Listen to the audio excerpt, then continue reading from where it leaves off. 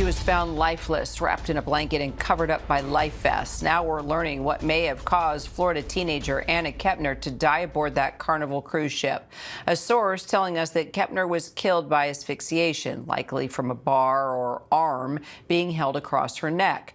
Preliminary information also finding that there were no signs of sexual assault and that there did not appear to be drugs or alcohol in her system. Police say no arrests have yet to be made, but we are learning the stepbrother is under investigation in the case after being named as a suspect by Anna's stepmother during a court hearing in an unrelated case.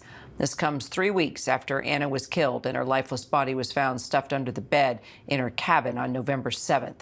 Let's bring in our investigative reporter, Olivia Rubin, along with our contributor and former FBI agent, Rich Frankel. So, Olivia, these new details definitely add a lot to the answering questions that people had.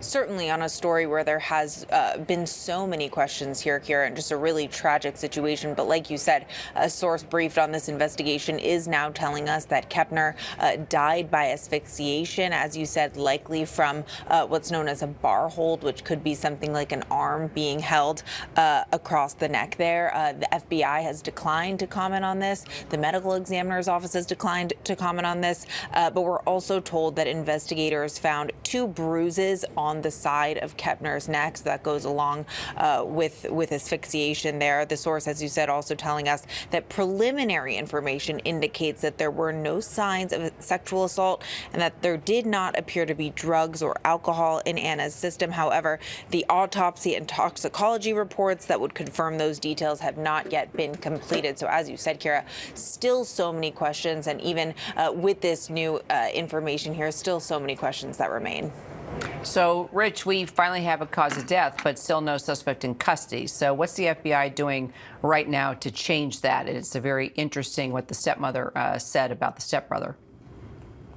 Yeah, the fact that the stepmother said that the stepbrother was actually a suspect, raised it a little bit in the eyes of law enforcement. I think, those of us on the outside, that it's not just a person of interest, but, may even be a more direct investigation of this person.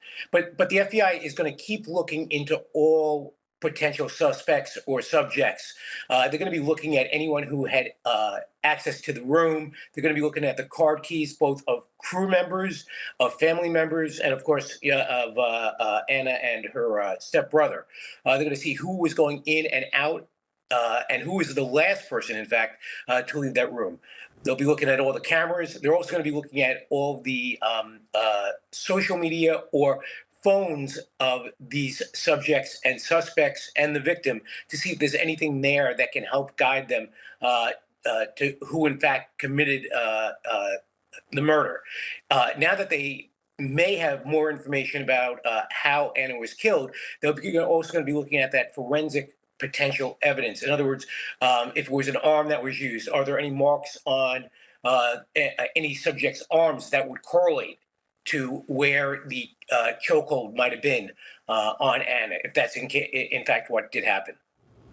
All right. We're still going to follow the case, of course, until we have the final details. Olivia, Richard, thank you both.